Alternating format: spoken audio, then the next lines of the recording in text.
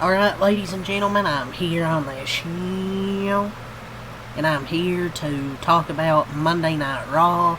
Obviously happened earlier today. So, let's go over the highlights before Clash in Paris. This is the go-home episode before Clash in Paris on Sunday, so a lot of time would be spent hyping up that PLE and tying up loose ends with the storylines. That will be obviously on the show. But I have some complaints. I don't know. I thought the show was kind of to be honest. Like if it was you were watching it, kind of felt like a good nap, to be honest, if you did watch it. Obviously, I didn't fall asleep, but I was kind of bored with it. Honestly, there's some things. So apparently, Stephanie Vaquer, will have her championship opportunity and give Adam Pearce a week to work on it. I don't know. Like, you couldn't have done this at Clash at Paris. You couldn't have had Io and Stephanie was such an easy layup. Are you gonna have that save that for WrestlePalooza? Maybe. It's the only reason you're not doing that Clash in Paris is if you're saving that for the WrestlePalooza show. Other than that, there's no other reason that shouldn't have been in Clash in Paris. Like, why do you have to wait until after Clash in Paris? So then what was the point of the Battle Royal? She would get her championship opportunity at Clash in Paris. But now after Clash in Paris, I know Naomi was the originally scheduled opponent probably at Clash in Paris, but you're telling me you could have done this at Clash in Paris? Or Adam Pearce could have announced tonight who and where it will take place? I guess it's going to happen next week. Adam Pearce will announce against who and where it will take place next week. So I'm assuming it's going to be for WrestlePalooza.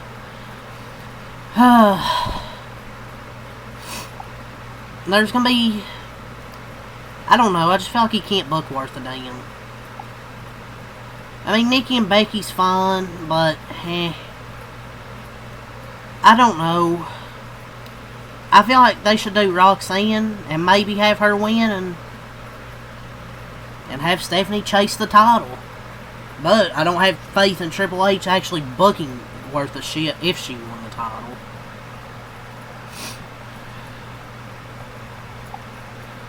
I mean, I would say allow her to chase the title, but I can't trust Triple H to book worth a shit. Well, I guess we're in at WrestlePalooza, I guess. Or either Rhea Stephanie or Io Stephanie. One of those two. I don't know why we have to have that announced like it's some type of mystery. Just say Io or Rhea, like we already know. Or Roxanne, one of those three. But they had so many ways to come up with something creative, but instead they had Stephanie sitting catering for weeks.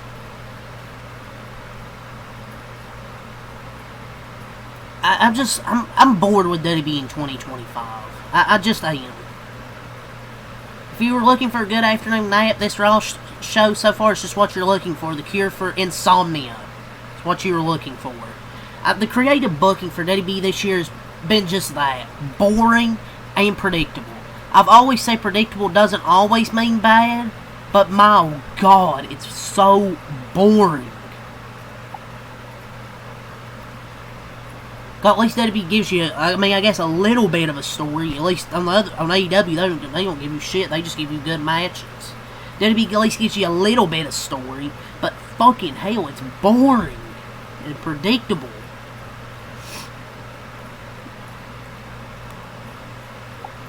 There was probably good parts, but like... But the crowd... The crowds cheer everything. I didn't think this was a pretty good show. But everyone will say it's a great show because they always say it's great. There's just no incentive to get creative. They got their money. The product has been really not great for almost a year now. Like, I'm not saying unwatchable, but like, I don't know. Just to me, it's boring. And then you got the Clash in Paris card. 5 matches. 5 matches. I'm done with these 5-match shit shows. But keep in mind, this is a 5-match formula, and this is what you guys will pay $30 for on ESPN. I don't know. I have cable. I think it's gonna be free. Fuck if I know. They don't explain shit. So hopefully it's free, because if it is, yeah, obviously I'll be watching. But if this is going to be still the norm, 5 matches, ESPN's making you guys pay $30 for 5 matches if this is what they're going to do on their PLEs. After Clash in Paris. Yeah, there's 5 matches. But oh man, those aura moments, pal, those aura moments. Like, can you do, like, it's not fucking hard to ask, like, for them. Oh my god, it's not fucking hard to ask for, like, 7 matches, dude. Like, what? When the fuck are they gonna go back to, like, 6 or 7 match pay-per-views, dude? Like, fuck 5 matches. Yep, can't put Dom and AJ on the card.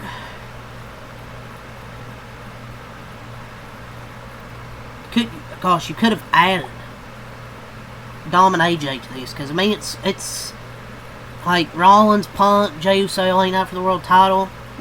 That should be fun. That should be fire. I mean, Cena and Paul. I'm really excited just to see John Cena. Roman Reigns versus Bronson Reed. Just really excited to see Roman Reigns. That's it for that.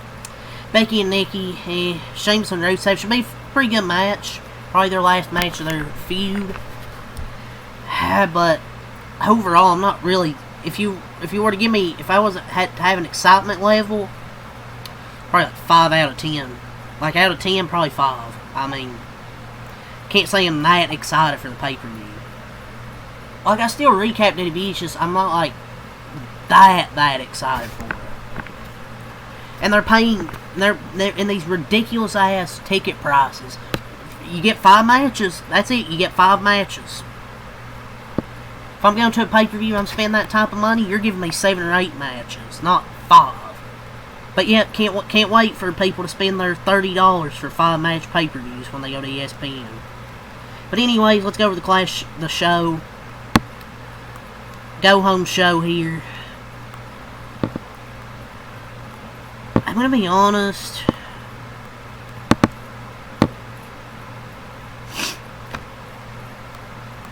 It was largely forgettable. Like I said, it wasn't a bad show. It just didn't have anything to make it stand out.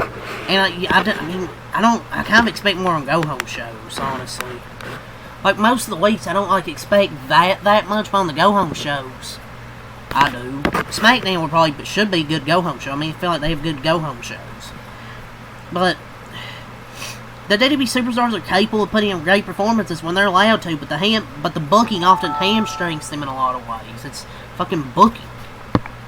This wasn't a bad show. It just didn't have anything to make it stand out. Like I said, it was just boring to me.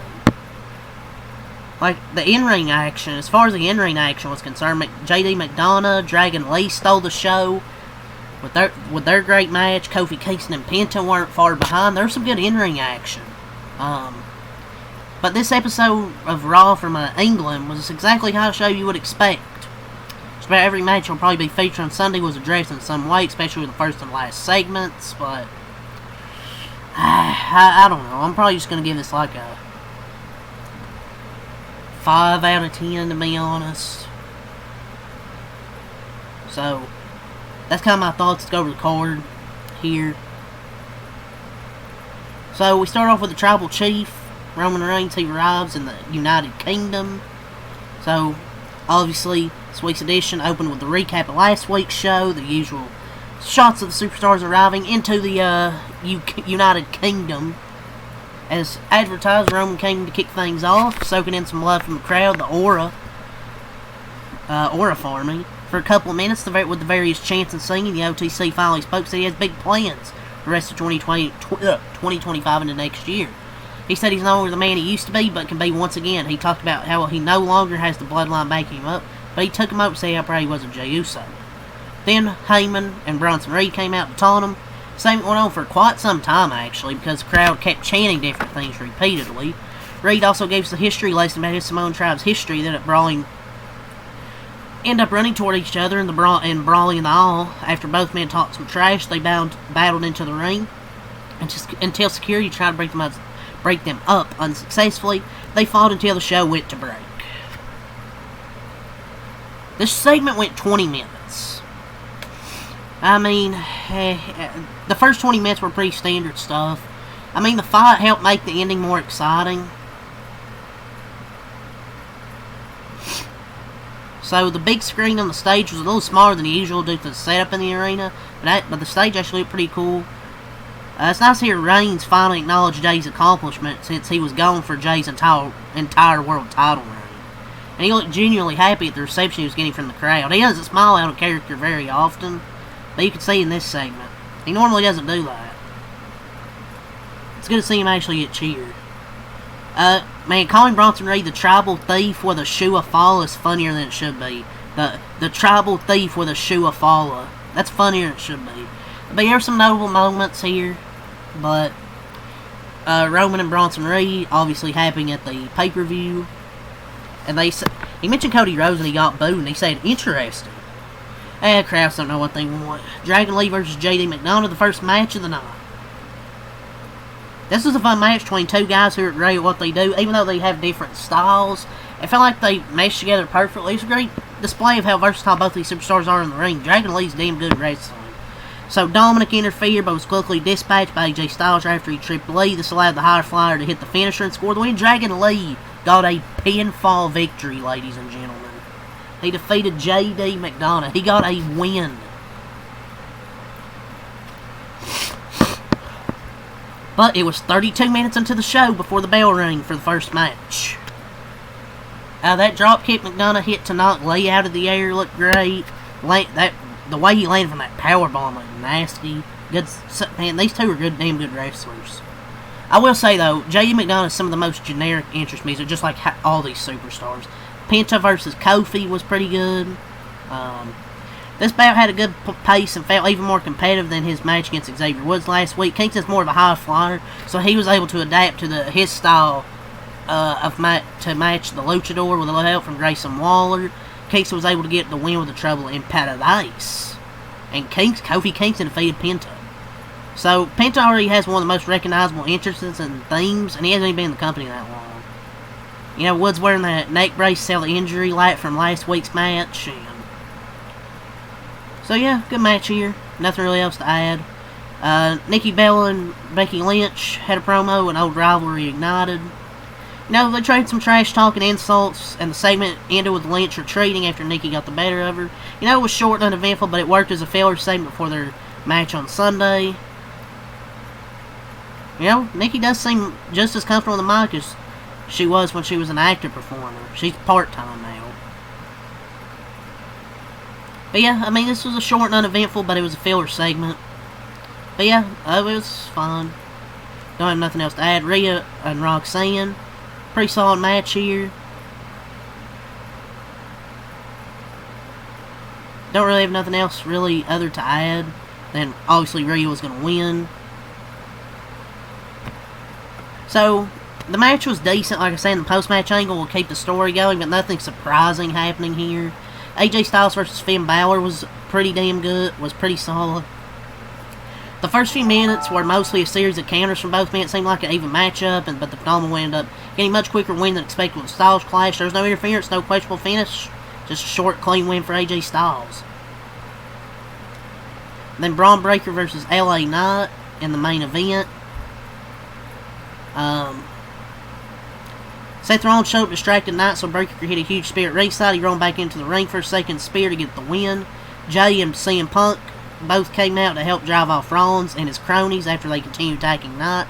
Showing it with Jay taking out Punk and Knight after everyone else had left. Dominic versus Styles for the IC title was booked for next week during backstage segment. Oh, good thing we get that on Monday Night Raw instead of the premium live event. Could have added a 6 match, but no, they're too fucking lazy. Braun Breaker's Frankenstein is always impressive, especially when he runs up the ropes to hit it. But yeah, this was a good match in the show main event. Give it a pretty solid match, and Braun Breaker gets the win. So that's the go home show. Like I said, decent. Give it like a 5 out. It was kind of boring to me. Give it like a 5 out of 10. We'll see what happens on Friday. Go home show for Clash in Paris. It's gonna be a busy weekend, man. College football, baseball, premium live event. So that's all this here. Leave a like, comment, subscribe for more. Next time out. Peace.